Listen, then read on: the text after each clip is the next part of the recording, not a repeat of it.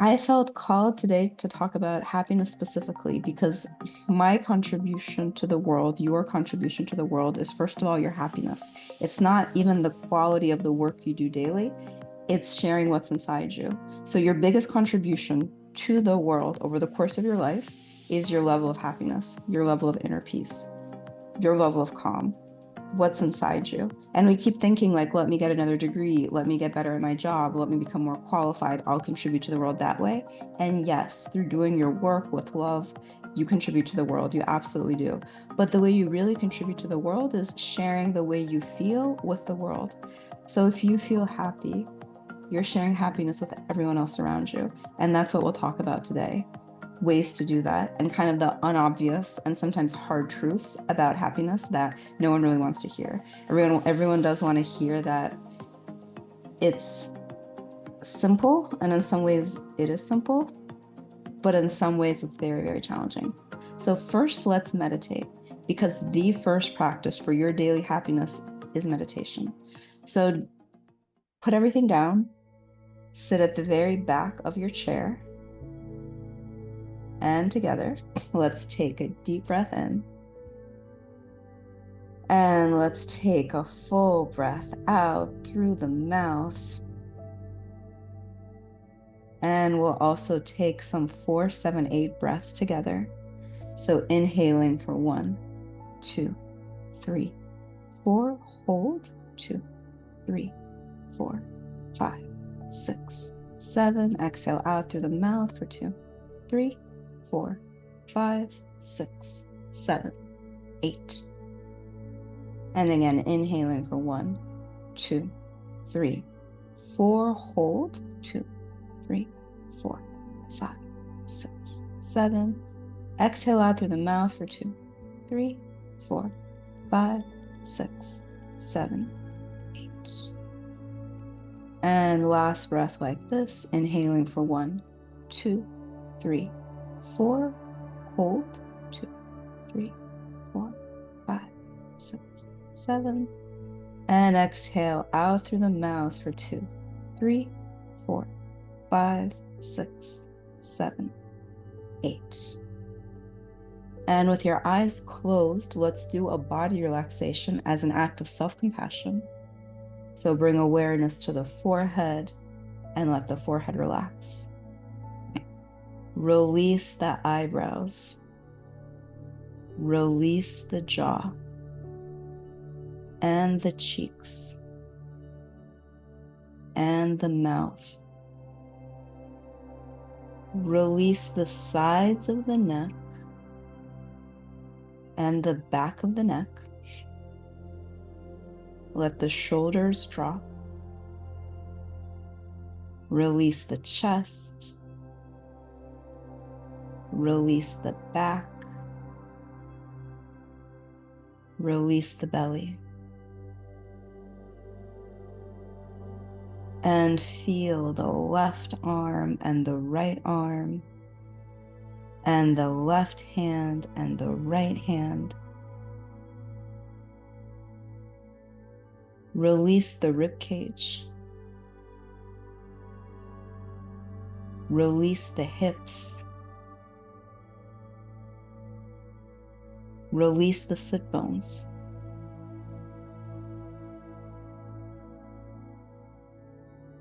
Let the legs be heavy and soft. Enjoy this stillness.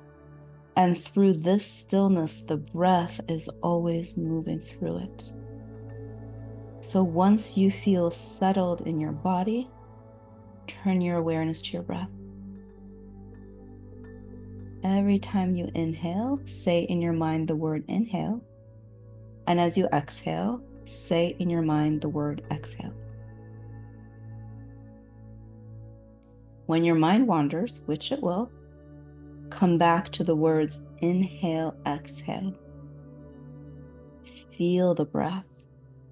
Let your full awareness be with the breath. Stay with the breath for 1 minute.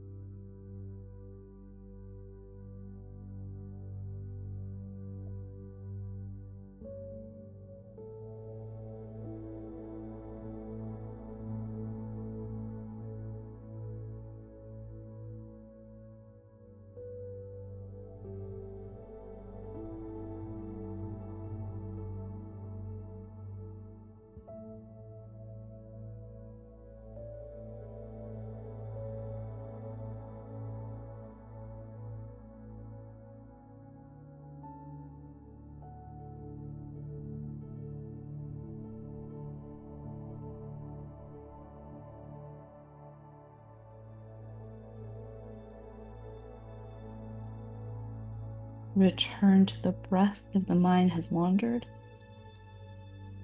Enjoy feeling the breath.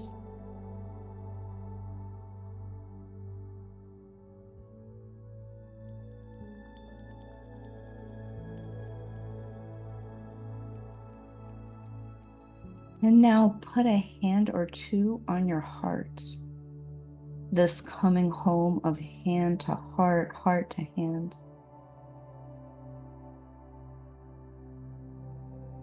And say, I am here to keep myself safe.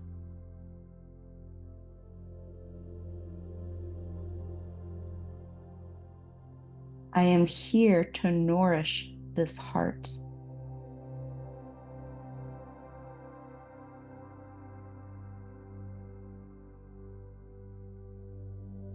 I am here to treat myself so well that this heart feels fulfillment.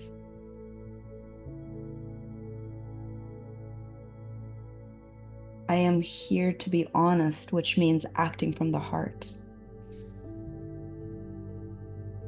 I am here to build the boundaries this heart needs. And also to open the heart to others in a way that feels safe.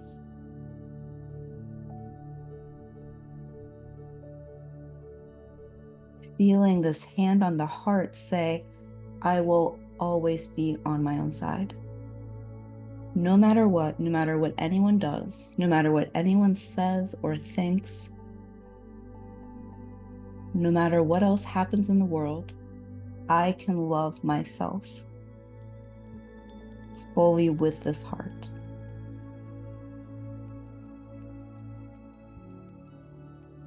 I listen to this heart. And I act out of my highest intentions. I am on my own side, by my own side, and on my own side.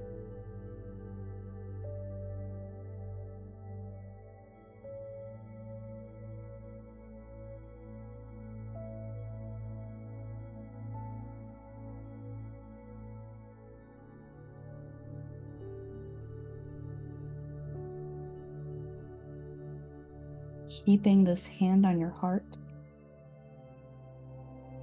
say, I wish myself happiness today, right now, as I am. This version of me today, I send myself love here today.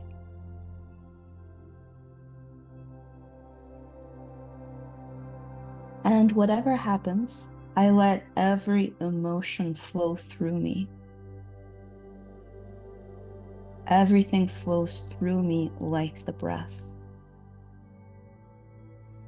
I know that every emotion I experience is my source of strength.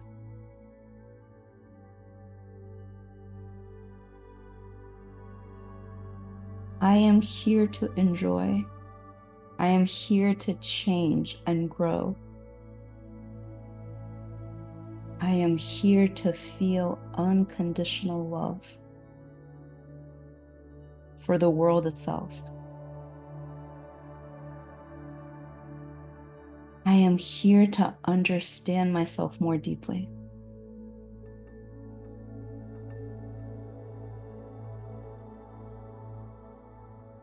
With this hand still on your heart, say, may my words have clarity. May my words come from my heart.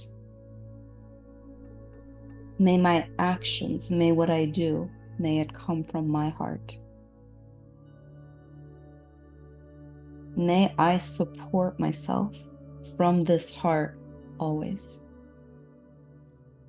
I'm not here to blame myself. I'm not here to second guess myself. I am here to connect with myself and act out of my deepest intention. May I be happy. May I be healthy.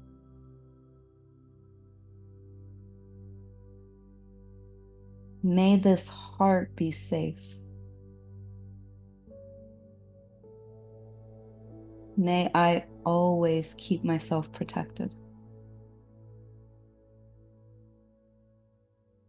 May I find ease and peace. May I find that peace through every challenge. In every situation, may I find peace.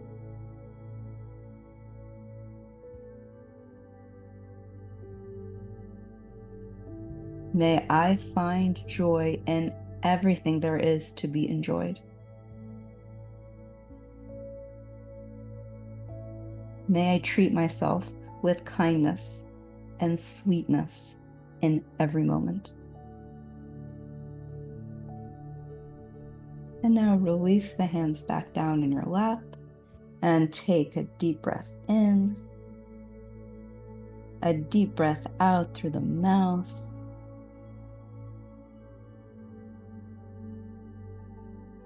And let your shoulders release again. Gently, softly opening your eyes, coming back. And welcome to all of those who joined during the meditation. You are very, very welcome. Big picture overview first, and I like to start with big picture, and then we'll deepen it.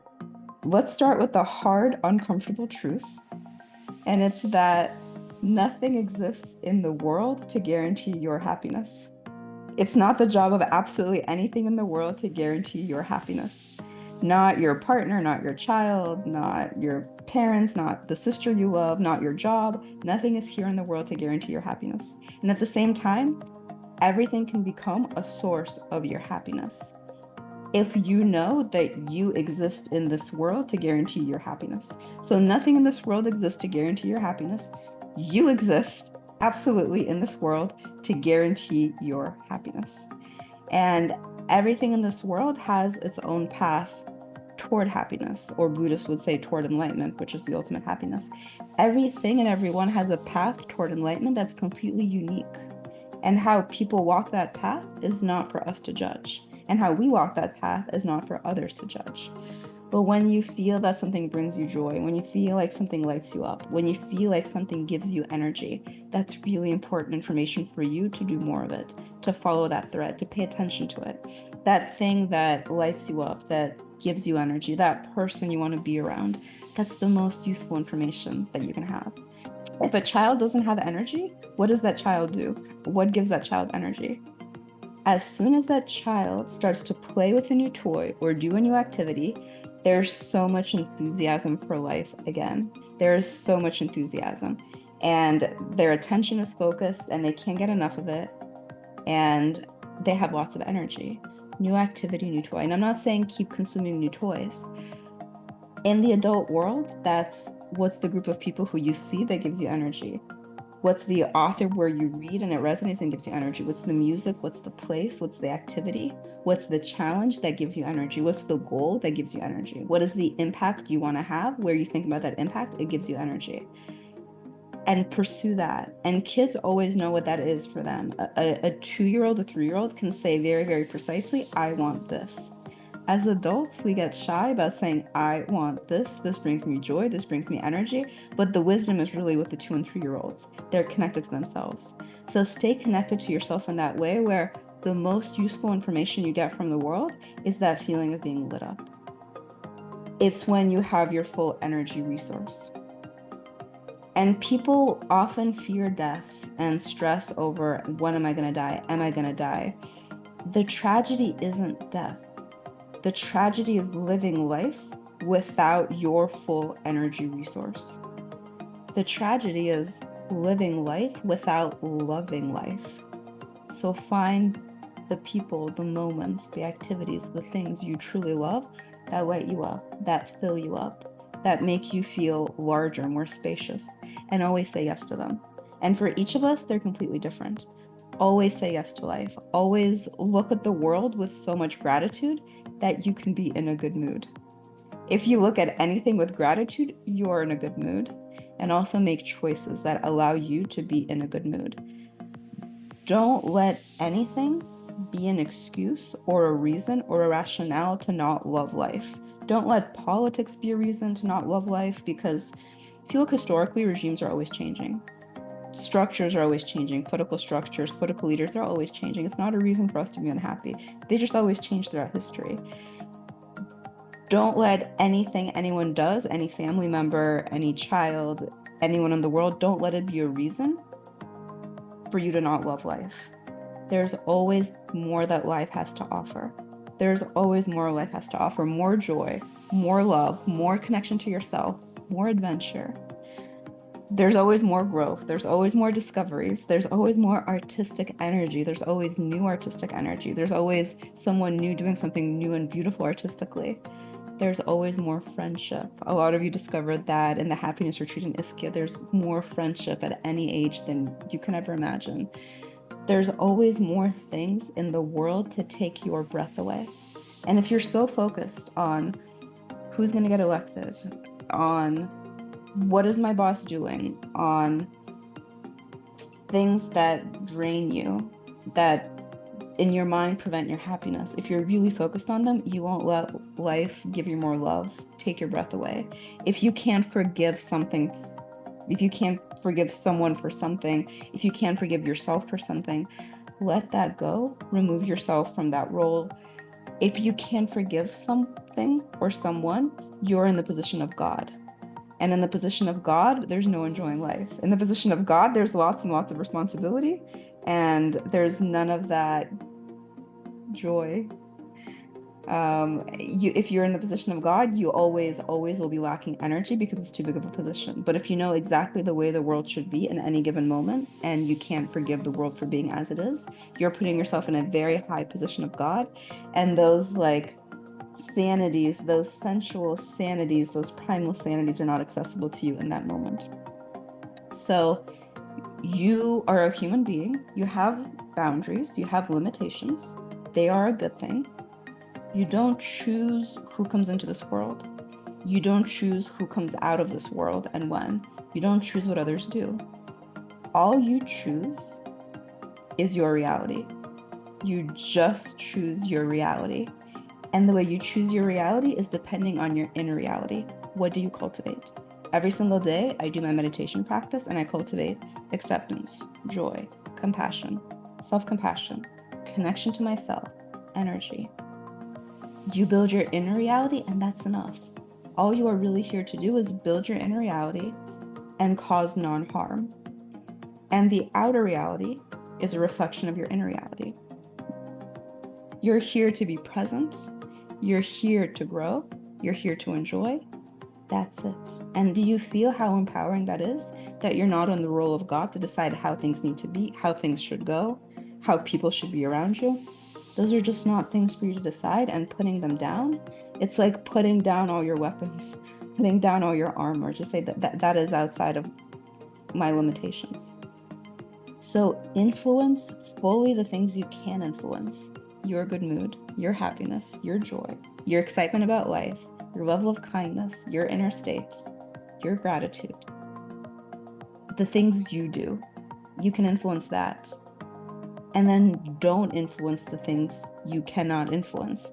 Other people's experience, other people's thoughts, what other people's do, other people's life path. You know for sure that death is a guarantee. So we can let that go. But you can influence your life and the way you live, and you can influence it for the better every moment. Every moment you're aware, every moment you find joy, every moment you see beauty, every moment you connect with yourself with honesty, you're connecting to the entire world. So I hope that you focus, you decide to find harmony here in this reality, find beauty here in this reality, give love here, gather energy here, connect to yourself here, be more honest with yourself here, accept yourself as you are while you're here, keep becoming more spacious, keep enjoying while you're here. And I hope that that's how you live, and you can bring that into your everyday life. If life is really difficult, if someone is really suffering, you always have something to offer that person. And it's not your pity, it's not trying to fix them. In any situation, You can find an authentic presence and give awareness with love. In any situations, you can give a presence with love. And you can look at this person as a part of the universe that you are here to accept. You can look at that person with full acceptance. And that really supports people. That is an enormous source of support for anyone. When you look at someone with full acceptance and this feeling that I am on your side. And the only way you can really do that for anyone who crosses your path is saying, Earth, world, universe, I accept you. I am on your side. One thing I said at the beginning of the happiness retreat in Italy, the happiness retreat, is you will see a lot of beauty. You will experience a lot of the sensual. You will learn a lot of really interesting things about this place around you. And let it be a way to fall in love with life itself. Let it be a way to fall in love with the earth. It's not about falling in love with a specific place or these specific beaches.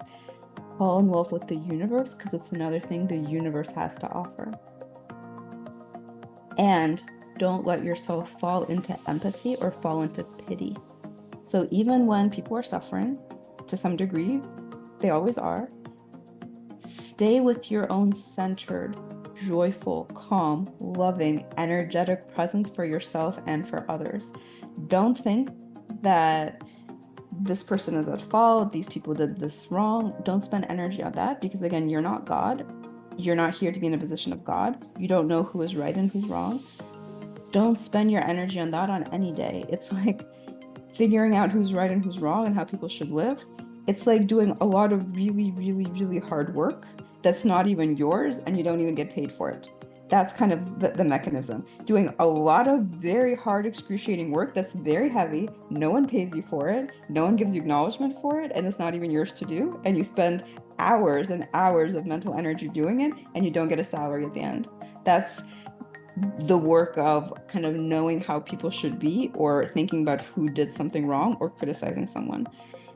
So put down that extra work that's taking your energy and look at people as a necessary part of the universe as they are. Then you can make choices how little or how much time do you want to spend with this person. That choice is yours. That choice is always yours. That's a boundary. But when you see them, when you think of them, let there be heartfulness, let there be acceptance, let there be compassion. That's how you support the entire world. For loved ones, for strangers, for all people. We'll do that in the meditation soon. So hold on to your own center, hold on to your own source of energy through all of that, and then you become a resource. You become a resource to yourself, first of all, because you have energy. You become a resource to the world. And when you're a resource to the world, I notice this working with people one-on-one a lot. Once you become a resource to the world, you find your joy, you become non-judgmental, everything starts coming to you. Doors open to you and kind of circumstances align in your favor. Buddhists would say you cultivated good karma and it's coming back to you. You've cultivated sattva and life has become easier.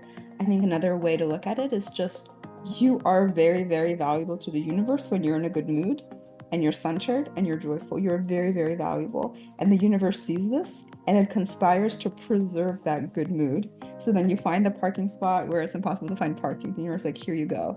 You want to see a rare flower, you get a bouquet of those rare flowers, or you find a field of those rare flowers. You want to go on the retreat to Italy, the money just gets Venmoed to you out of nowhere. One of you told me that story. Just your good mood, you become very, very useful to the world, so the world preserves it.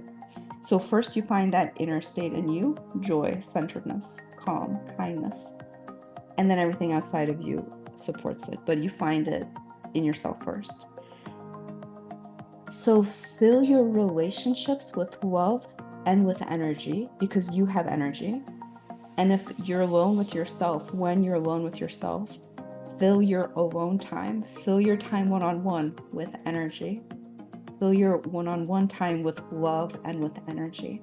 So if you spend an entire day alone, you wake up, you have breakfast, you do your work, you meditate, think of taking that alone time and filling it with so much love and with so much energy, putting care into it, finding joy in it, giving yourself that patience, giving yourself that attention, giving yourself your presence, fill it with energy, and then you never feel alone.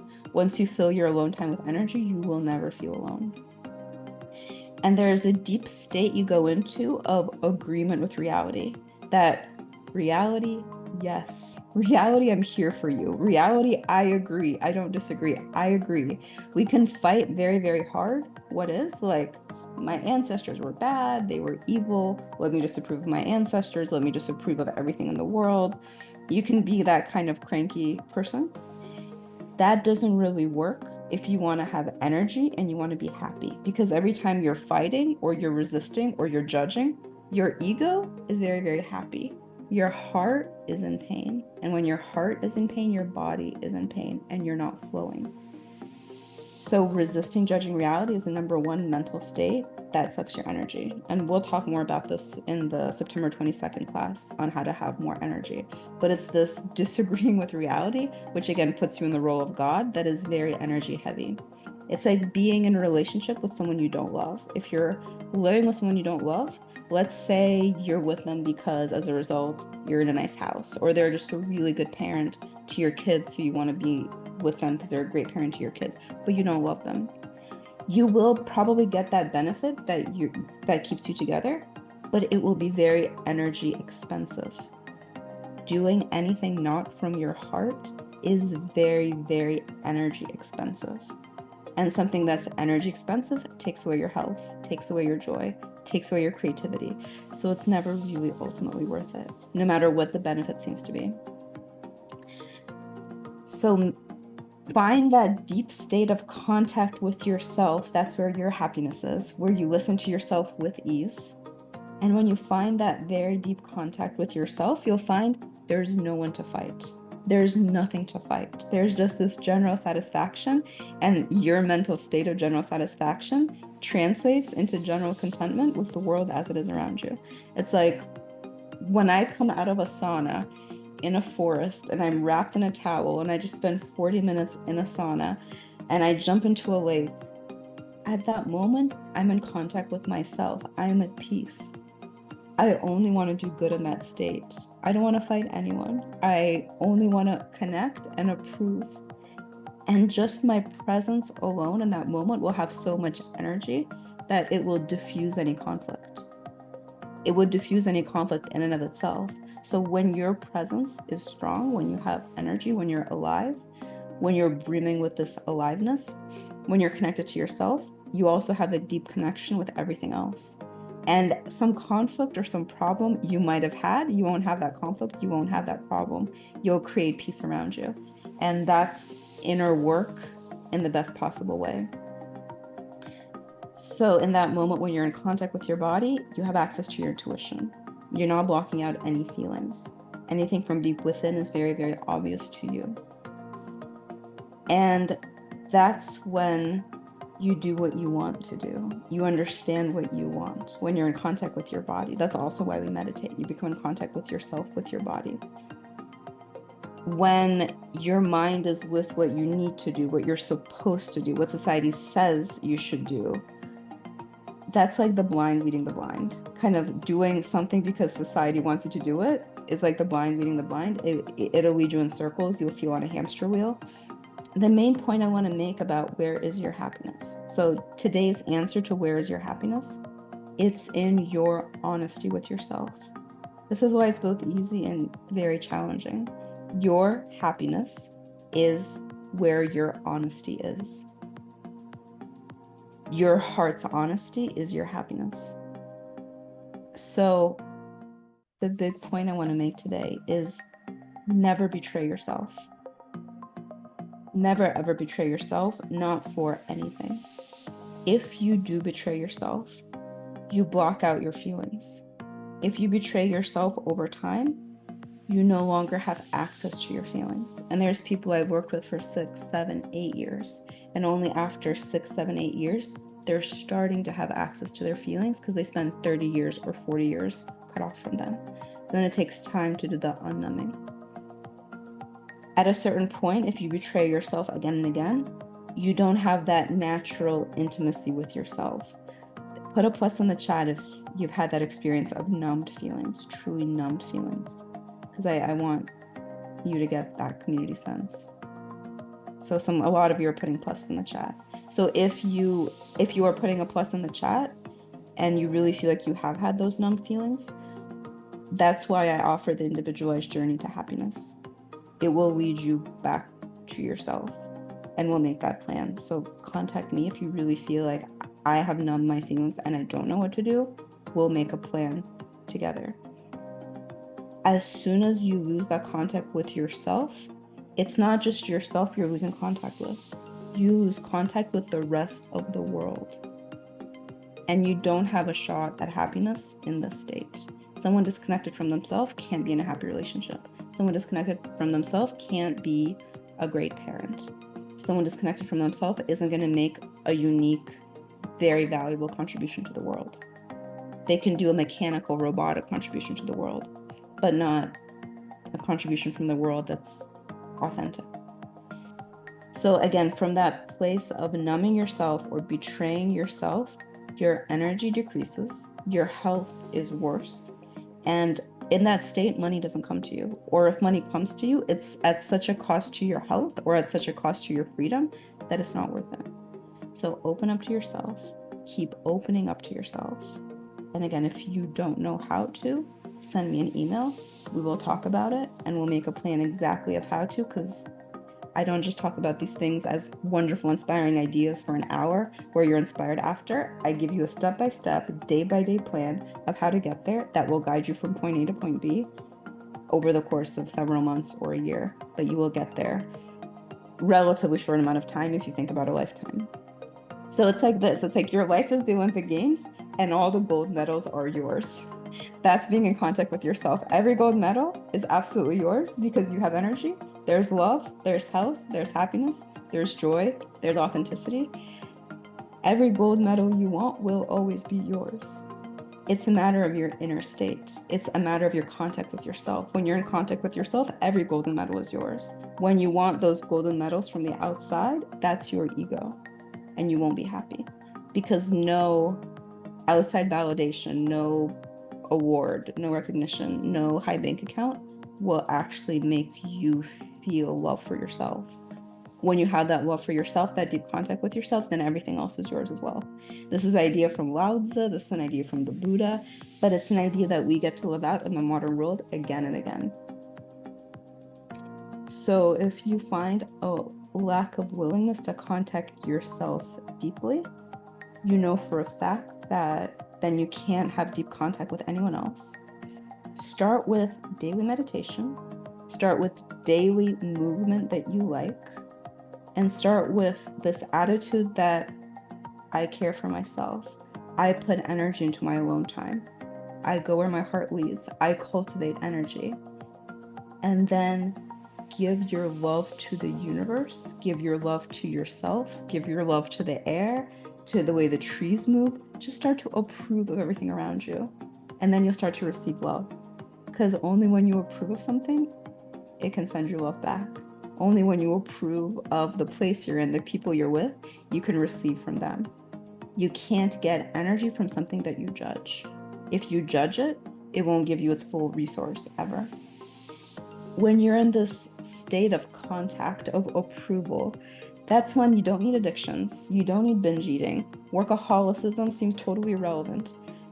All of those are just ways for you to avoid yourself. And all of those are just what we do when there is not enough love from ourselves to ourselves.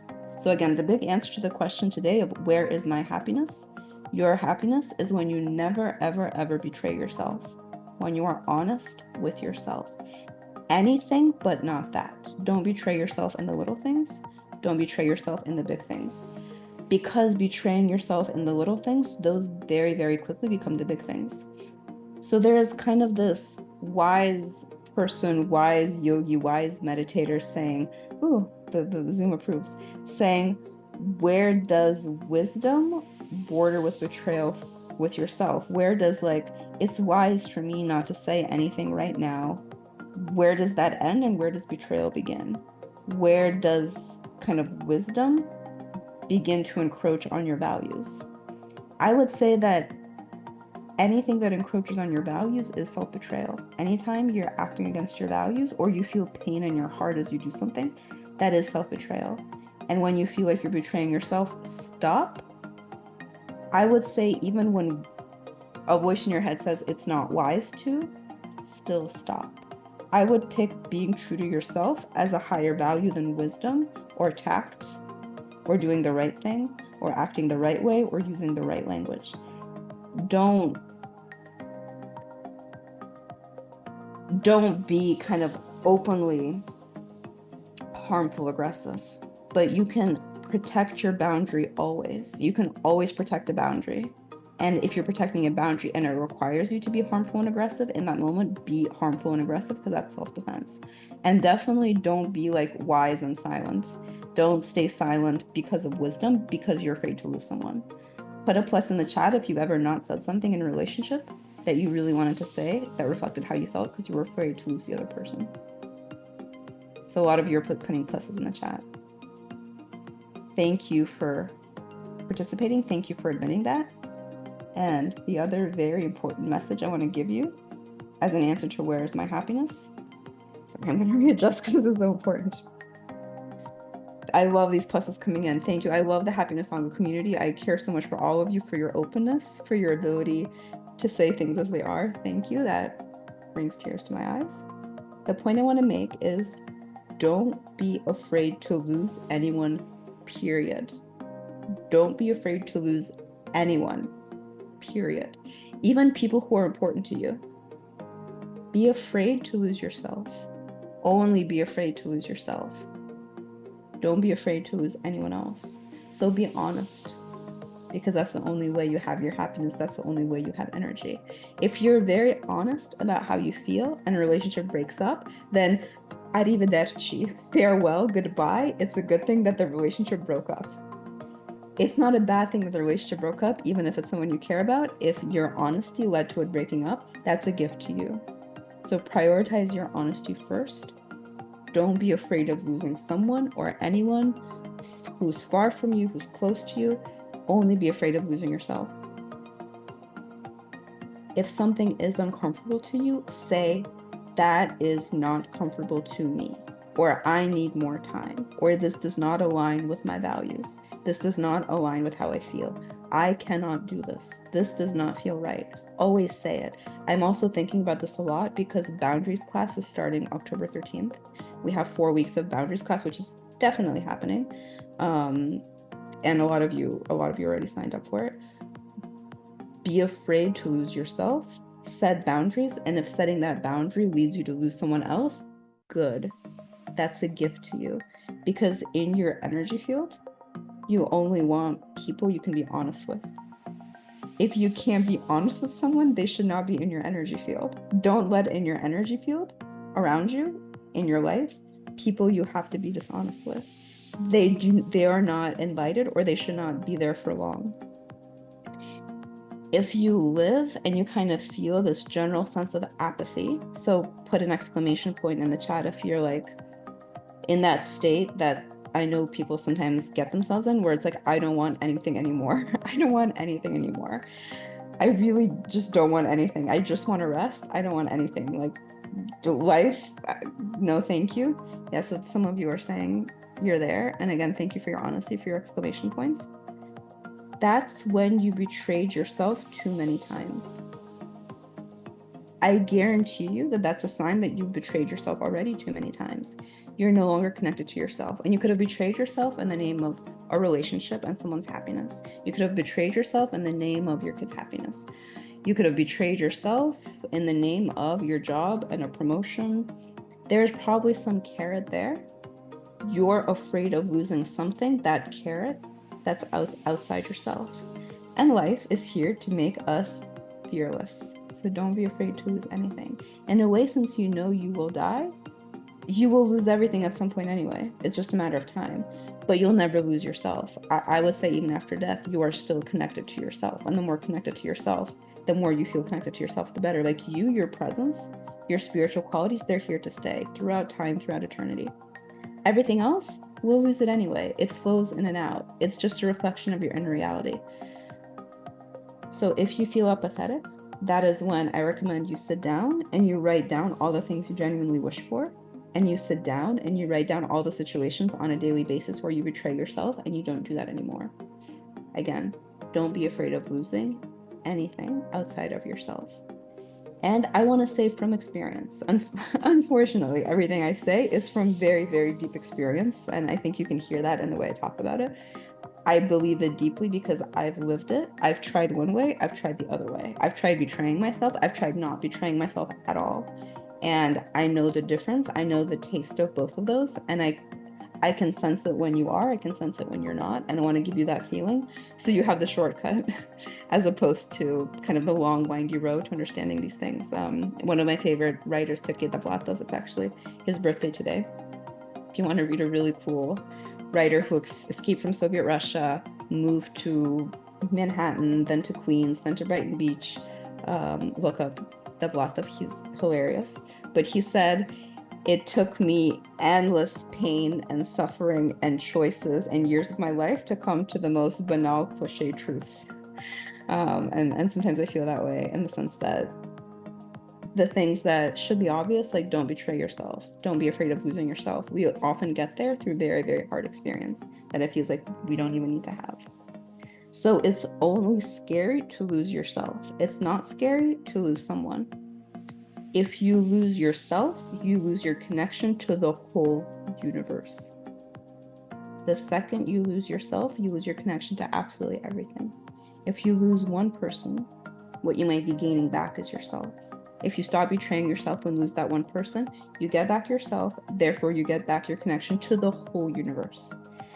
And the more you act honestly, the more you're in line with your rhythms, with your feelings, the better. Always stay connected to yourself. Stay in contact with yourself. What you're feeling right now, what your body wants right now, what are your values right now, what activities do you want to do now. I've been very, I think, good with that and how I do Happiness Sangha. Some years I do a lot of programs for law firms. Some years I do a virtual program basically every week, if not 3 or 4 times a week, because my heart is there. Next year, I'm going to be doing many retreats in Italy because that's where my heart is. That's where my energy is. That's where my excitement is. I'll be doing several different retreats in Italy because that's what excites me and feels true to myself. So let the work you do as much as possible and how you do it be an act of staying connected with yourself. How you express love for other people in the universe, let it be how you stay connected to yourself. Or kind of being introverted and reading books and not being as much with people. We have seasons. Be connected to yourself right now. I'm sure there will be years of my life where I barely do any class or any retreat or any virtual class. You won't see me for months. I'll just be writing books. I'll just be reading poetry and writing books, and that will be staying true to myself. So be very aware of those rhythms, of those tides. If you ignore what you're feeling, if you're like, I did this before, therefore I need to keep doing this, and people are expecting this of me, so therefore I will keep doing this, that's a betrayal of yourself. Being dishonest with yourself on where you are and what excites you and what brings you joy, that's a betrayal of yourself. And then if you keep doing that thing in the name of consistency, in the name of pleasing someone, in the name of living up to some mark, some outside gold medal, what you're doing is walking further and further and further away from your essence as it expresses itself right now. And at a certain point, like you do it, you walk away and the rubber band snaps. And when the rubber band snaps, that's depression, that's debt, that's binge eating, that's addiction, that's destructive relationships, that's codependent relationships, that's abusive relationships, that's the triangle. Because as you walk away from your essence, that band gets tighter and tighter. You're being abusive to yourself. So don't be abusive to yourself in the name of pleasing someone, because once you're abusive to yourself, the world mirrors you, others become abusive to you as well. So you're here to be in your own energy. You're here on this earth to be yourself. And what we're building together through each Happiness Sangha class, through the talks, through the meditations, through the retreats, the habit that I hope to build in you is the habit of living from your essence. The habit, so you don't even have to think about it, of living from your core. The habit of living from your intuition, the habit of living from what gives you joy and doing a million small things that bring you joy and speaking honestly, saying the truth, in words that feel natural to you, and then you live fully, you live profoundly, and that's where your power is. That's where every superpower that you have and that each person has, that's where the superpowers lie. Your honesty is your happiness. Your honesty is your anchor. So saying, this doesn't work for me, or this doesn't work for me anymore, those are golden words. Asserting a boundary, that's very important. If you want to have no boundaries, if you want to be all things to all people, who do you want to, anyone in the chat, who are you trying to be? If you want to be all things to all people, if you want to have no boundaries, if you want to have no limits, who are you trying to be? You're trying to be God. Only God is all things to all people. And the second of human being, thank you, Fetch New Data. Although Fetch New Data, put your other name in the chat so we know who you are. You're trying to be God. And as soon as you try to be God, everything else comes crashing down because the universe tries to communicate to you that you are not God. So then even the little things start going against you because the universe is like, you are not God. Look, you can't even control the little things like your mood. So betrayal of yourself stops where honesty begins. Betrayal of yourself stops where authenticity and connection to your body begins. When it's more about process and what feels right than outcome. In order to be honest, what we let go of is fear. The main cause of lies and inauthenticity is fear. So the more honesty you have, the more you'll see that your honestly ultimately doesn't harm anyone. I think there's a fear if I'll be, put a plus in the chat if you have that. There's a fear that if I'll be honest, I'll hurt someone. If I'll be honest, other people will be hurt. Yeah, thank you, Tristan. Thank you, Deanna. Thank you, Nina. Try it. I challenge you, try it. Be honest. And you'll see that your honesty ultimately doesn't harm anyone. Your honesty will not harm anyone. The more honesty, the more value, the more fulfillment, the more connection. You'll see that the more honesty, actually, the more connection. You can connect superficially, kind of robotically without honesty, but you connect deeply with honesty. So the more honest you are, the more fulfillment in you, and the more reality has clarity for everyone else. So this kind of trying to be all things to all people, we are not, because we're not gods. So if we do that very superficially. We do that very surface level. If you want to be all things to our people, all people, that's very surface level. There's no real connection there. When you're yourself, when you say yes to this, no to this I can do, this I can't do. This activity resonates, this other activity does not resonate. This is my limit, this is my boundary. You can connect from that. From that, there is connection because there is honesty. So the big point I want to make about where is your happiness? Your happiness comes from your honesty. Your honesty comes from feeling and understanding your own boundaries. And the more honest you are in communicating them, the more clarity there is for everyone else. And the more you can connect, because you can only connect in a space of honesty.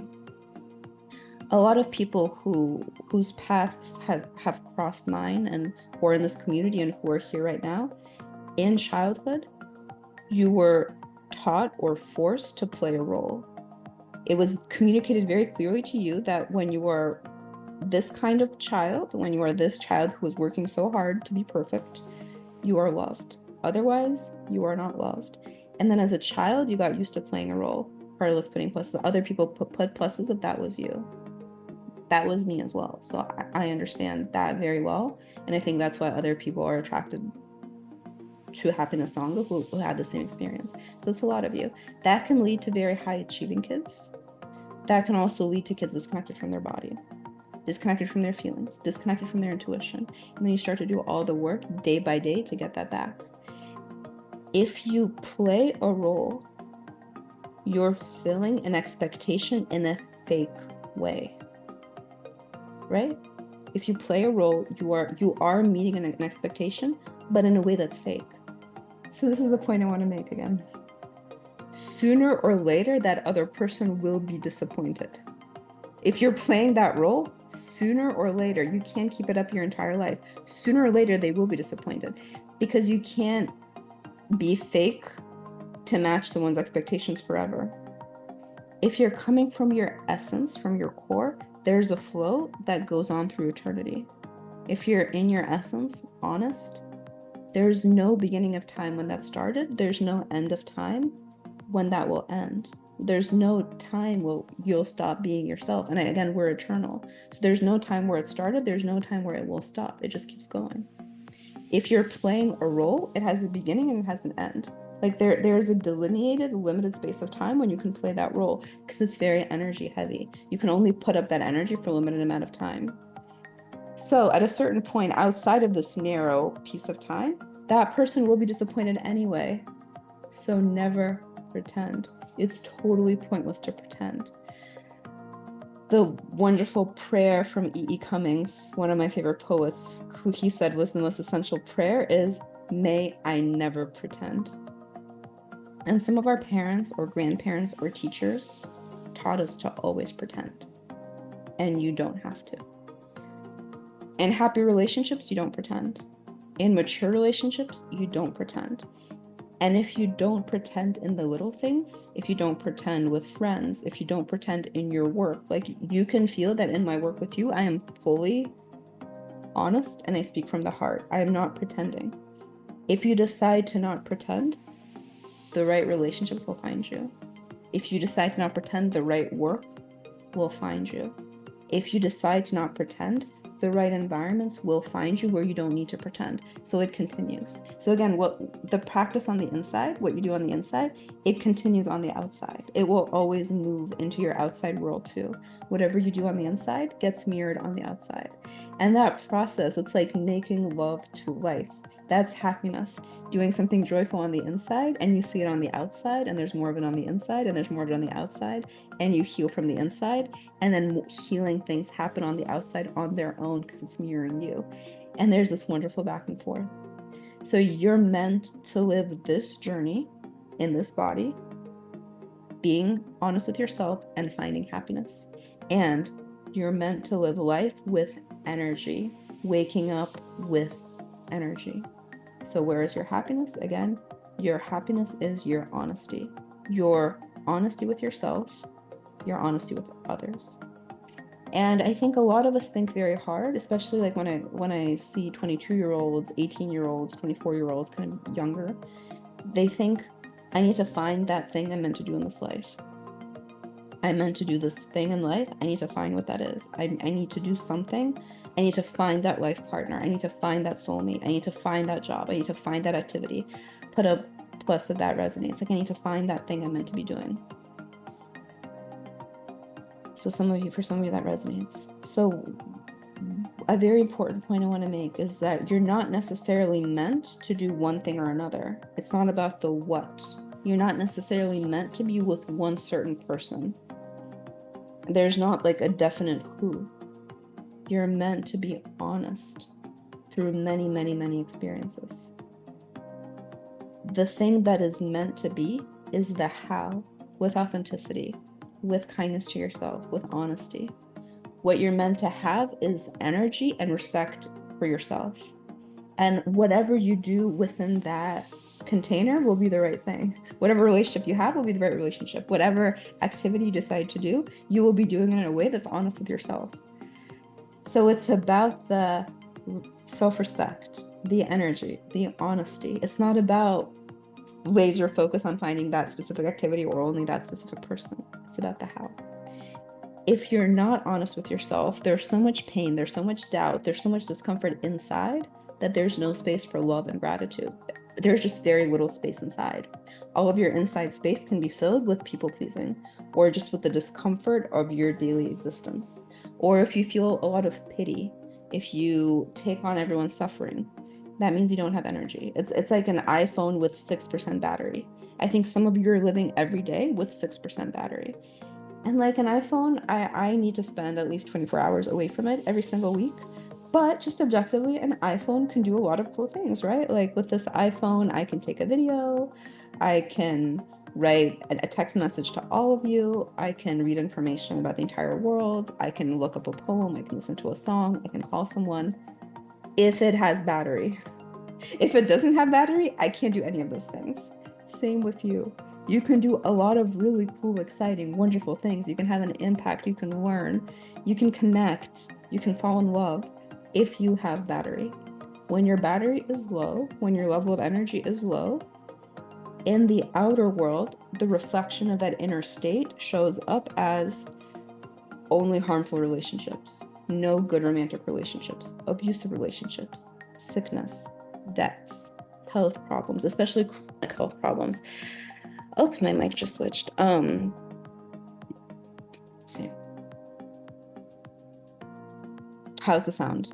Is the sound still good? Give me a thumbs up. Okay, good. The sound is still good. I think in those high energy moments, technology almost can't handle it. The big points, technology panics. Um, the point I was going to make is that whenever I see cancer or chronic health issues, I always see a person who's dishonest with themselves. Always. It's just a very radical thing that happens when someone really needs to connect back to themselves. And it is incredibly sad. When you see health problems, think, how can I connect to myself more deeply again? If you feel love, if you feel gratitude, if you feel calm, that means you're being honest with yourself. And it also means that you have energy. That's like your 98% charged, 99% charged phone that knows it can just relax because the energy is there. When you are anxious, it's usually a lack of energy. So the mindset that helps cultivate all of this, the mindset with which to view life is everything that happens to you is a step to something bigger. Everything that happens to you is a step to your strength. Total self-respect, no matter what happens or how it happens, you keep total self-respect. And there's no need to be afraid of anything. Complete courage. You stare reality in the face, you stare adversity in the face, and no matter what happens, be ready to live. Be ready to live in all circumstances. And let's take that one step further. Be ready to enjoy in all circumstances. This is the practice we also did in Happiness Retreat in Italy. This courage toward life, this acceptance towards life, this kind of vibrating excitement and back and forth with life. It's a kind of accord with life itself, an openness to life, a getting along with life, and letting yourself fall in love with life. Letting yourself over and over again to fall in love with life. And you can fall in love with life because of the big things, like looking at gorgeous Mountain Epomeo in front of you, eating a delicious breakfast, meeting wonderful people. You can fall in love because of the very, very kind of things that are right in front of you. You can fall in love with life because of a line of poem you read before going to sleep. And you read that line of poem and you say, this is a beautiful part of the universe I didn't know existed. This line of this poetry, this line is enough to make me fall in love with the universe, or this song, or taking this walk, or this act of kindness. So openly fall in love with the universe through any path you have. When you understand that nothing here belongs to us, we're just here to feel every range of emotion and be self-compassionate and be connected through that. We're not here to keep or take anything specific. All experiences go in and out. Let yourself feel your self-worth through all of them, and let yourself find things you can enjoy about your body, your senses, the world through all of them. And that's the liberation. That's inner freedom. Everything you experience becomes your source of strength. Every moment of joy becomes your source of strength. So even if you look at outside circumstances that are difficult, don't take it as a personal affront. Like I think I knew a cat once. When I was living in California, still we had a neighboring cat, and everything that anyone did that took attention away from the cat would look at it as a personal affront. So anytime anyone's attention would be outside the cat, or there'd be like a TV show, or the cat would basically pee on a laptop, and that was its sign of protest, because it was a personal affront if the attention was not on the cat. And I'm like, this cat is a symbol of everything is a personal affront. So we can live life and absolutely everything can be a personal affront or a sign that God is wrong. Instead, see everything as a reflection of what's going on inside, and stay connected to yourself, and stay connected to any joy. I hope I see some dogs in the chat. See everything on the outside not as a personal affront or God is wrong or the universe is wrong. See it as, how is it a reflection of what's inside me? If you're in a situation where your partner, your romantic partner, is cheating on you, that's a betrayal. Ask yourself the question, where am I betraying myself? I've seen this pattern over and over again. If you betray yourself, a romantic partner often will betray you. If you are abusive to yourself, I guarantee you 100% certainty that someone will also keep being abusive to you. You stop being abusive to yourself, people around you stop being abusive to you. This is where your power is. This is where your incredible independence is, to build your inner world as the most beautiful, sacred place that you take care of, and your outer world mirrors it. This is why I think 30 days of meditation, 30 minutes of meditation every day is a must, because you build the beautiful inner world, and that just keeps going your entire life. Okay, so let's meditate. And then I'll do the Q&A. Let's do another meditation. We'll do Q&A, and then we'll do yet another meditation, and start snacking if you haven't eaten dinner. Close your eyes, find your comfortable seat, and let's practice what we're talking about. Find a posture that feels like a posture of dignity, of joy, of self-respect. Find your posture of strength. And send your breath into your belly and send your breath out of your belly. Imagine just breathing into the stomach and breathing out of the stomach.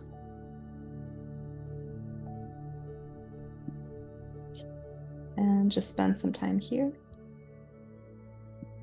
sending the breath right into the belly, into your center, and breathing out from your core, from your center.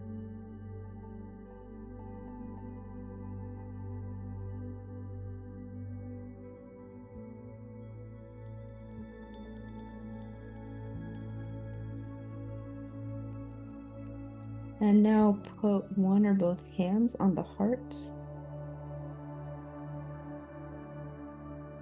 Feel the hand on the heart.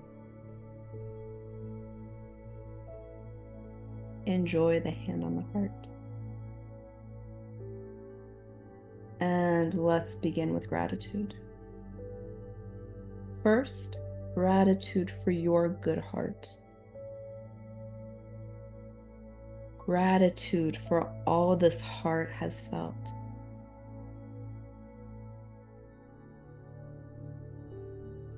Gratitude for every emotion that can now become your strength.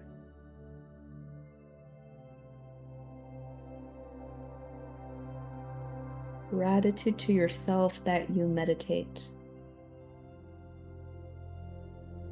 Gratitude that you know how to cultivate your inner world. Gratitude for your own good intentions. And gratitude for your sensitivity and your particularities. Gratitude to your body as it is.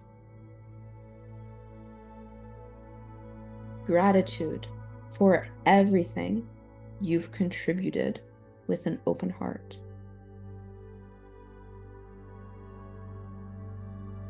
And with this hand on the heart, also gratitude for the entire earth you are on, that contains so many opposites, that contains so many people. This earth, which is always building the perfect curriculum for your growth or for your enjoyment. And this heart that has space for every person as they are, and has space for the entire earth as it is. And with this hand on the heart, say, heart, I know you've been through a lot. My heart, you've been through ups and downs. You've been through love and heartbreak. Heart, together we've been through every joy, every sorrow. I am here to listen to you. Heart, I am here to nurture you. I am here to do what feeds you.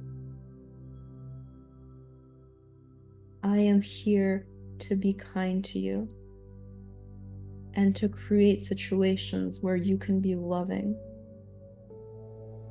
Heart, everything you feel as you are, I am always on your side.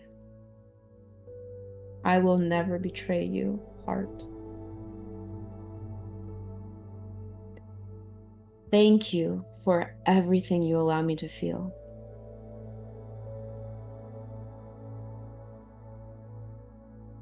Thank you for all the ways you allow me to connect with others and to connect to myself and to connect to the earth. With this heart, I am here to make every choice. With this heart, I serve. With this heart, I practice non-harm toward myself and kindness to the people I love.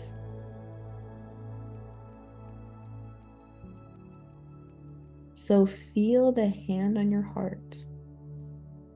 Feel the warmth you have to yourself, the warmth of this heart to yourself, the desire to nurture yourself, and bring this expansiveness, this loving attitude, this self-appreciation. Bring it to the rest of your day, to the rest of your night, to the rest of your week. Seeing your worth deeply, respecting your heart even more deeply. And thank you for doing this meditation of respect toward your heart. And putting the hands down. And now take a deep breath in. And take a deep breath out through the mouth.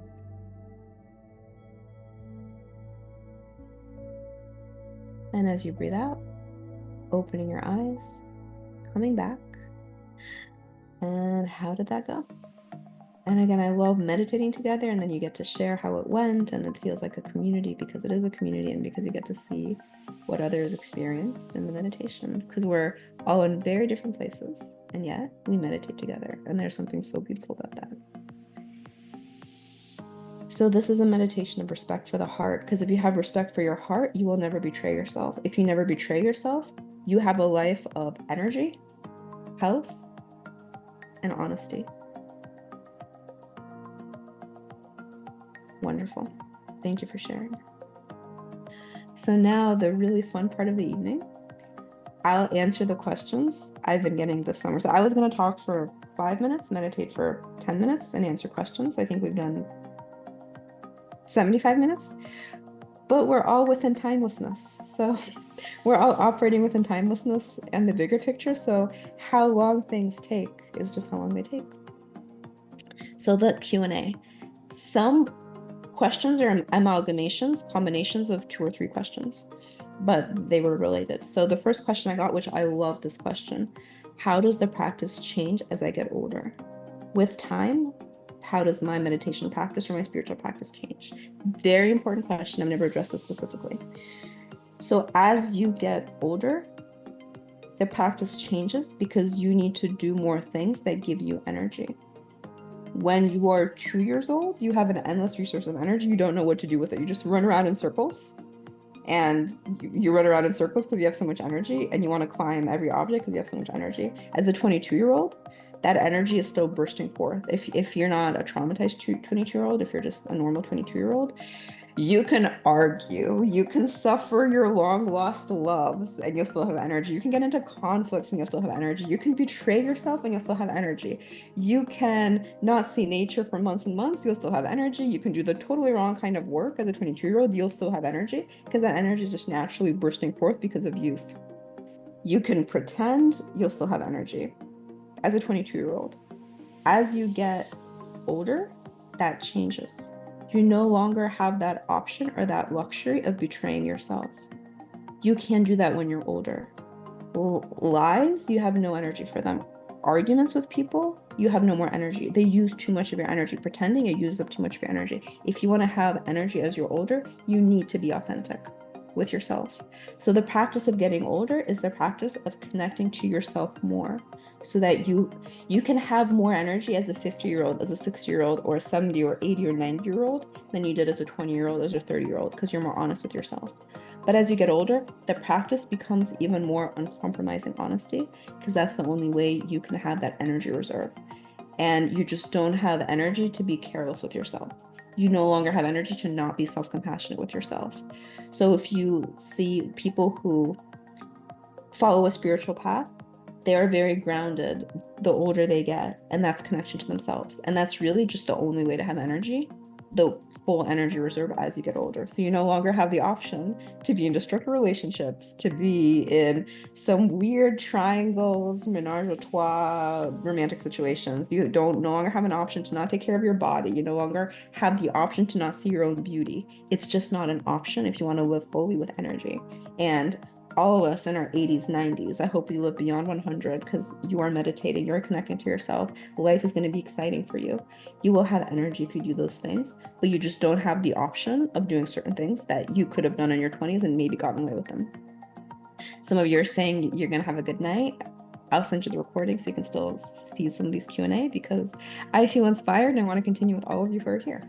Another question I received: what's the most important thing to know for happy relationships? And I didn't answer this one. I thought about this a lot. It's very hard to distill the most important thing in a relationship. It's hard to distill, but I think it's this. The man or the woman, depending on who you're attracted to, that partner, that person you're interested in, it's not a means, it's an end in itself. That man,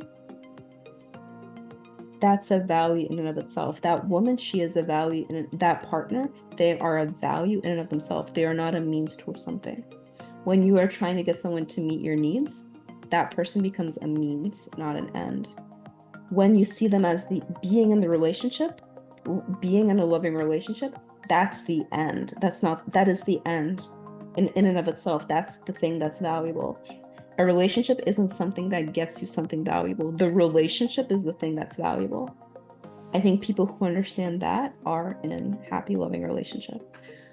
So if you think that person, that relationship, that's the valuable thing, love is the thing in and of itself, then it's about serving, it's about loving, it's about giving. When you see that man or that woman you're with as a means, that could be about money. It doesn't have to be about money. It's just about seeing someone who will meet your needs. And that doesn't work. That doesn't work for a happy, healthy relationship where your heart feels free. So if it's about you not being lonely, if it's about financial gain, if it's about something in the universe other than the relationship isn't for that. Love is for love. Happy love, that's the only end in the context of relationship. And we can look at mythology here. We did that a lot in Happiness Retreat in Italy. What does mythology tell us about life, about what to do in our lives? The goddess Aphrodite had no tolerance for this kind of behavior. As soon as love was a means to something, she would stop supporting that person. So the goddess Aphrodite, she would endlessly help and support to someone following their heart wants to be with someone. She would talk to Poseidon, she would make the seas clear so they can reach that person by boat. She would deliver letters more quickly. She would help in any way she can. She would give people superhuman powers. She would make someone 10 times more beautiful in someone's eyes. She would always be there to help when it was about love. She would remove her help right away if it was about anything else. The interesting thing is the goddess Lakshmi in the Indian tradition did the exact same thing. As soon as it was about something other than love, she would remove her support. She's like, I withdraw from this campaign. So it's about feeling the emotion of love. That's what the love story is about. When the relationship is transactional on any side, on either side, if it's transactional, there's no happiness. There's no space for happiness. Maybe you'll get that. Maybe the transaction will be complete. Sometimes even the transaction isn't something you'll get, but maybe the transaction, let's say some percentage of time you get the transaction, but you don't get happiness, you don't get love. So love is honesty. Love is only for love. When love is from the heart, there is honesty and there's a love story. And Aphrodite is always right. And I think that's the most important thing. To go back to the question, the most important thing to know for a happy relationship The energy of love is the strongest source of energy in the world. And we live in a dangerous time. We all have less energy overall. That's why if you haven't taken the How to Have Endless Energy class that we're starting in 2 weeks, take it, because everyone just has less energy, period. Because we have less energy, we give less love to each other. We're all becoming a little bit more robotic as ChatGPT is taking over the world and screens are taken over. We also are becoming more robotic. We have less bandwidth for love because we're burnt out. That's a very scary thing, because love is the most powerful energy. The love a parent gives to a child, the love between partners, the love between siblings, the love between family members, the love and acknowledgement we give to our ancestors. That is the most powerful source of energy in the world for all of us. And if we make love about some transaction, like meet some emotional need, there's no love. There's just you trying to do a transaction, meet a need. So that's, I think, is a very, very important point. Another question I got, Q&A, if you're getting divorced, how to approach it? For some reason, quite a few of you right now are getting divorces. Sometimes it means you're more connected to yourself, so you're getting the divorce. I have created a Happiness Sangha divorce support group. So within the greater Happiness Sangha, we now have a getting divorced special interest group that I created informally. So if that's the case for you, get in touch with me. I'll get you connected to that. If you're getting divorced, divorce is just a step to something new and something big. Think of your divorce not something is over.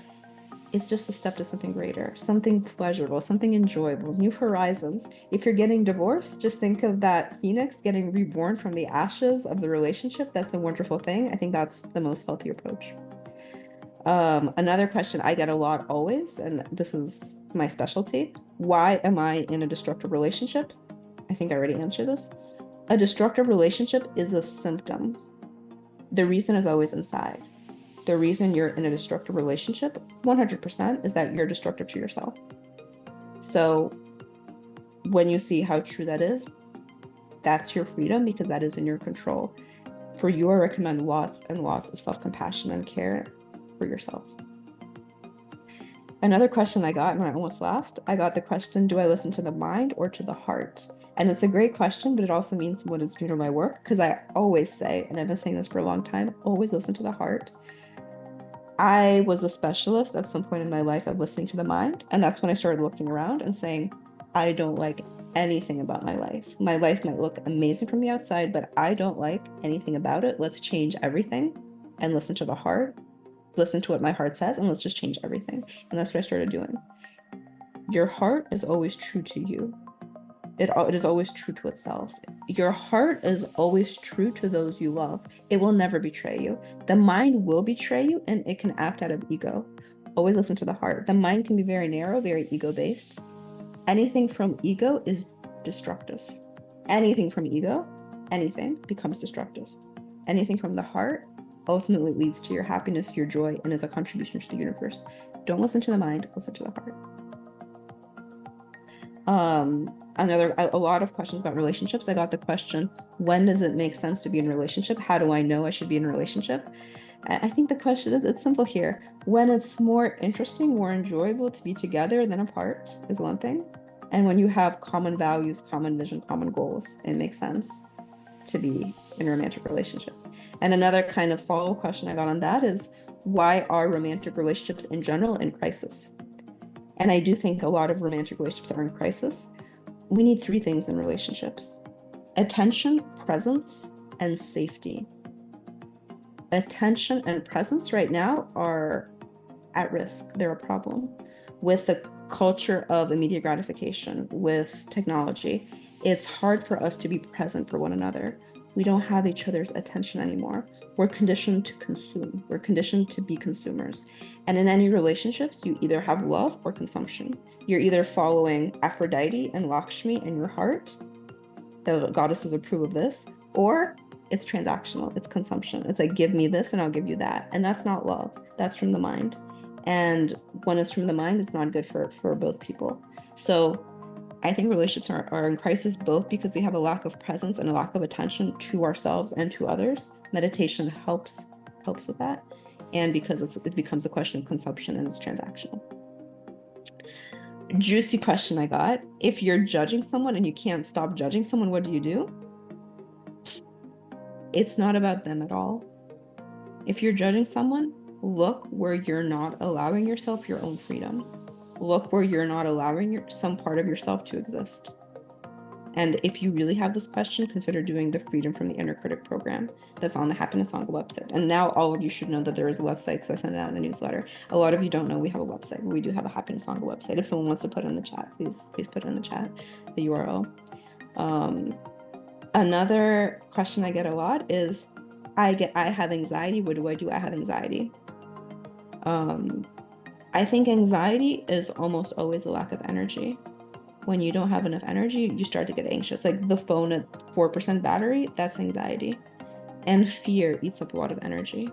So if you have anxiety, the cave you fear to enter holds the treasure that you seek. Go towards your strength, go towards your full self, be more honest, express some part of you not being expressed, choose a more full, honest version of yourself. You'll get the energy and you won't have anxiety.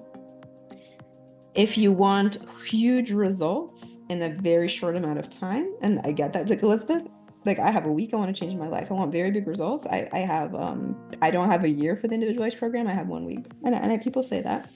And maximum energy. If you want very big results in a very small amount of time, that's a lot of energy. You need to have a big energy resource. So the change happens at the speed at which you have the energy. It's a reflection of how much energy you have. I think how much opportunity you get, how deep your relationship can be, resources you have, that's always a reflection of your energy. And the speed at which you can make a change is your reserve of energy. This is why it's important to cultivate energy, have a large reserve of energy, spend time in nature, spend time connecting, spend time living from the heart. Your energy reserve is big, and then changes can happen very quickly from that. Another question I got is, you can't get a certain potential lover or current lover or past lover out of your head, and you think about that person all the time. We have a class, it's also on the website, letting go of past romantic partners. I think it's there. But if you really are fixated on someone, my advice is let love into your heart. Love in the bigger sense, not for that man or that woman necessarily. Make sure that you feel that love isn't about that specific person. That person is a small part of it. They're one part of the universe that can be loved. But then there's the whole universe. So instead of obsessing over that person, open your heart up to the universe and then take care of yourself with love. Love for yourself, love for the world. And that other person is a part of that. They're a small part of that. The more love you can feel and act on, the more spacious you become. And that person just becomes one part of life that you get to experience with love. And you can experience that person with love, but then you can experience the rest of life with love as well. And that's incredibly liberating. It's not just about your fixation on that one person. We've almost gone through the main Q&A, and I wanted to give you the chance also to put questions. So you can put questions in the chat that you also want answered that maybe you didn't ask over the summer. But I get also the question a lot, what's the meaning of life? And I usually say the meaning of life is joy and growth. And I stand behind that. The meaning of life is joy and growth. To enjoy each day, to grow from each day. And I want to add another nuance to give you an even more full answer tonight. The meaning of life is to feel unconditional love. And the meaning of life is to fall in love with the earth more. Fall in love with the earth more as it is, from that place of unconditional love. To fall in love with people from a place of unconditional love, the world itself, ourselves, our body, others. We're here for that. We're here for that loving.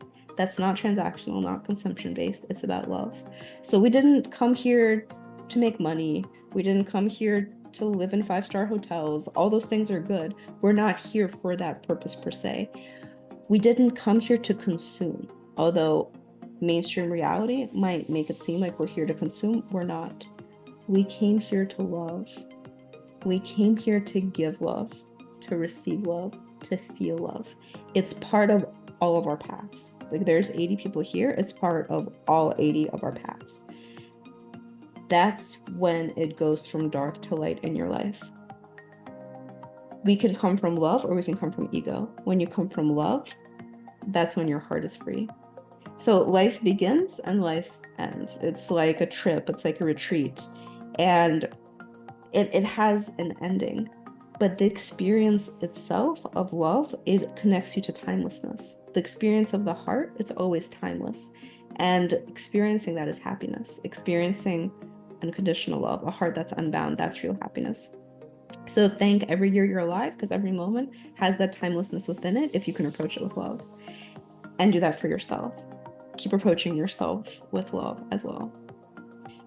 So that's kind of the Q&A that I really wanted to share with you. Those were the best questions I got, and those were my best answers for the time being. Maybe in a year or two, I'll give you a different version of the answer because the world will be in a different place, and my sense of the group will be in a different place. But given where you are, I am, the world is, that is my absolute best answer.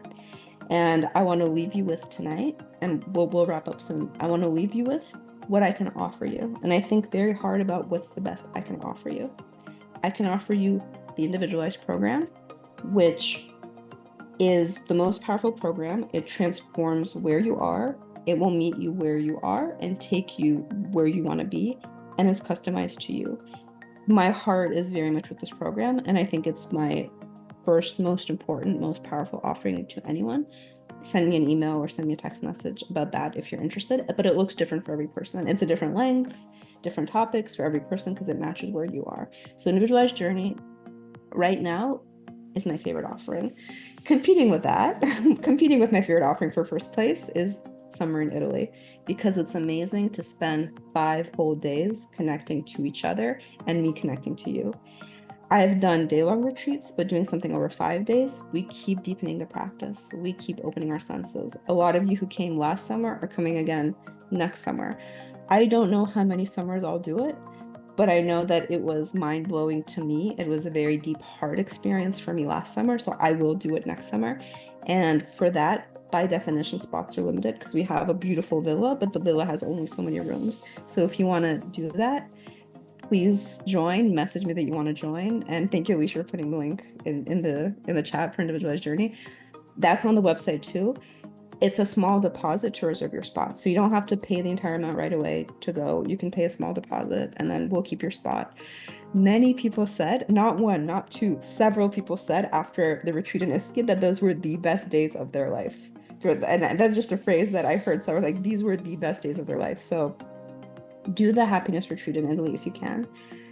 In terms of virtual programs you can do right now, September 22nd, we begin How to Have Endless Energy. It's on 3 Sundays. The 22nd, then the Sunday after, and the Sunday after, we'll talk about how people give us energy, how people take our energy, and the mental states to cultivate to have endless energy. This class is taught differently every year because I match the situation in the world, I match your energy, I answer your questions. So it's always different, but we will get to the core always of what gives you energy so that when your energy is large and strong, you are happier and you can do more and your wishes come true more quickly. So that begins September 22nd. It's on the website, it's in the newsletter. And then Boundaries class starts October 13th. It was supposed to start October 20th, but it'll start October 13th. And we'll have a class on the 13th, then 2 weeks later on the 27th, and then the 2 Sundays after that. So 4 weeks for the Boundaries class. How do you set self-compassion boundaries? I realize that it's impossible to be honest with yourself if you don't set boundaries. It's impossible to live honestly and achieve happiness if you don't set boundaries. So this will be the class for all the people pleasers, for all the people hesitant about boundaries, for all the people who don't feel their own boundaries, which means you don't feel other people's boundaries, and also those who want to connect more deeply. Because when you know your boundaries, you can actually connect more deeply. So those are the core offerings right now. And if you are a lawyer and you are a judge, we have good news for you. We have a special retreat in Italy for you. So those who are lawyers, we have a retreat in April 1st to 6th, and we have a very special event just for judges. So send me the lawyers, the judges in your life for happiness retreat and meditation just for them, and another one for CHROs. So those are all the offerings that I can give you right now that feel most authentic to me and that I'm very, very excited about. I always announce programs right before the newsletter goes out because I just check like what feels relevant right now, and these feel inspiring and relevant right now. I want to end with a meditation called being comfortable with other people's discomfort. Because today the answer to where's your happiness is where your honesty is. In order to stay honest, you need to be able to be comfortable with other people's discomfort. This is the key to honesty with yourself. This is the key to having energy. It's also the key to boundaries. So I kind of want to do a practical meditation in the last 5 minutes to kind of tie everything together. So close your eyes and welcome to this meditation called being comfortable with other people's discomfort. First, relax your body fully. Whenever we try to people please, there's so much tension physically. So relax your shoulders, release your belly, relax your legs fully. Let your body fully relax so it can take on new energy. Release into the earth. And now take a deep breath in through the nose. Take a deep breath in through the mouth.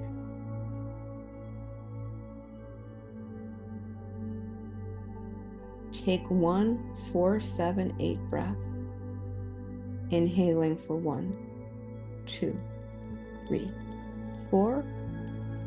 Hold 2, 3, 4, 5, 6, 7. And exhale out through the mouth for 2, 3, 4, 5, 6, 7, 8. And now put one or both hands lovingly on your heart and say, I am here to be natural.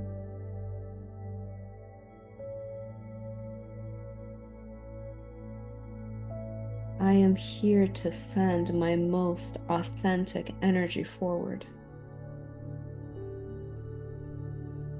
I can be wild. I can be emotional. I can love. I can let all the parts of myself in. I don't need to be any certain way. Keep a hand on your heart. Feel your rhythm by feeling your beating heart. And acknowledge that it's your job to be true to this rhythm, your rhythm. You're here to be true to your emotions. You're here to follow that. You're here to listen and act on this heart. You're not here to make everyone perfectly comfortable or satisfied. You're here to express what feels true to you.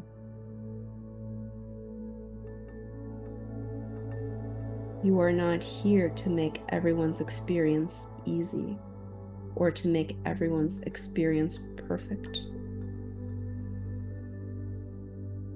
You weren't born to be nice. You weren't born to be liked. You're here on this earth to be happy with the way you are. You're here on this earth to welcome you the way you are. You're here on this earth for self-friendliness and to make your heart spacious enough for you as you are, every part of you, every emotion. So setting the intention to be irreverent, setting the deep intention to be true to your rhythm, Set the intention now to sometimes not meet other people's expectations and to be spunky and to be full yourself. To be friendly when you feel like it and to not be friendly when you don't feel like it. To connect when you feel like it and to not connect when you don't feel like it. With your hand on your heart, with self-compassion, say, I let my wild side be. I give it permission to be. I am here to be natural, to enjoy. I am here to feel anger when I feel anger. I am here to fully experience my inner state, not anyone else's emotion. I am not here to cater. I am not here to create a certain experience for others. I am here to share with the world what feels right to share with the world. When it feels right to me, I share it with the world. Letting that inner state sink in, like dropping a pebble in a pond, spend a few moments with your hand on the heart and let those words sink in.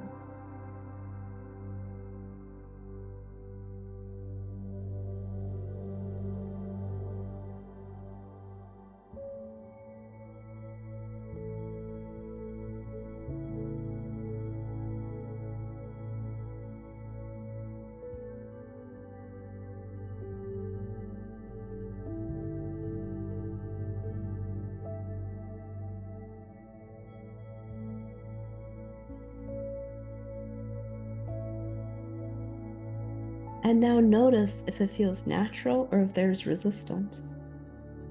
But with your hand on your heart there, feel your strength. Feel the strength of the beating heart.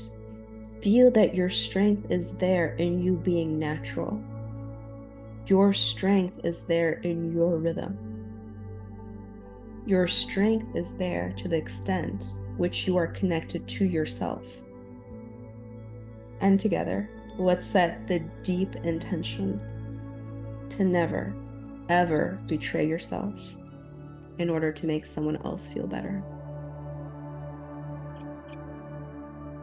Set the deep intention to never betray yourself, your feelings, your heart, your truth.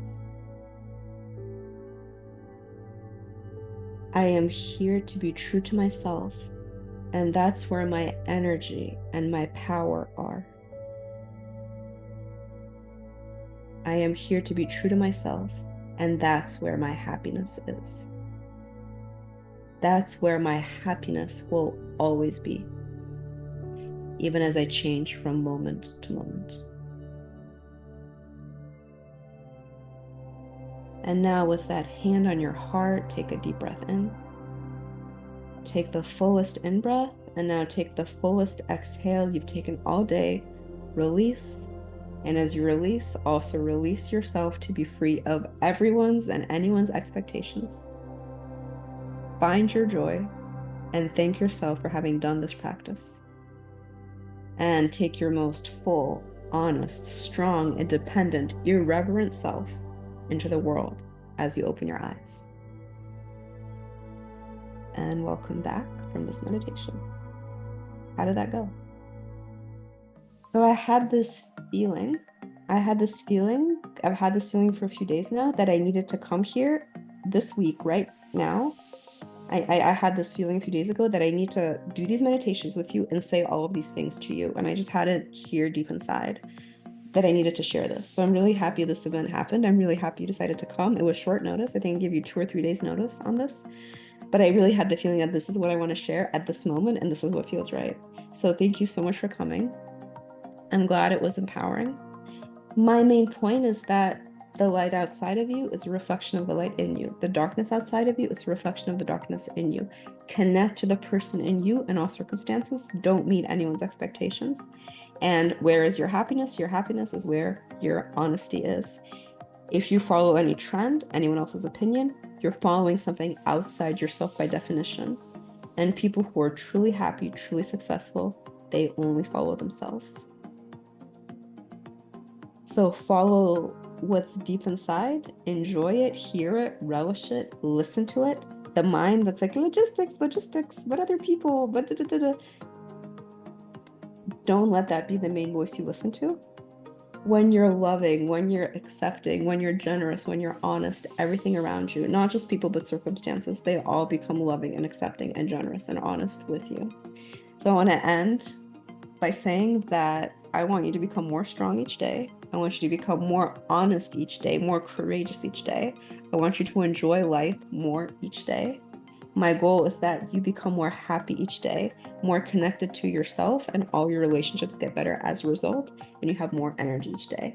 And I am here to support you through all of that and to build the programs that help you through all of that to achieve it, to feel it, to enjoy it. And it's the privilege of a lifetime to be doing this work with you and to be connected to you in this way. So thank you so much. I just want to say that I'm sending you my heart, my love. May you be happy. May you be healthy in every sense. May you feel safe because you are so honest with yourself. And may everything you do come from your own inner peace, your own settledness, your own honesty. So let's do our wave goodbye. And it was a wonderful night with you. I'll see you September 22nd. I'll see you for boundaries. I'll see you at other random free events. I'll see you for Thanksgiving morning for meditation. I'll see you in Italy. I'll see you everywhere. And have a good night, everyone. Thank you so much for staying with me for the 2 hours instead of the 1 hour. Bye, everyone.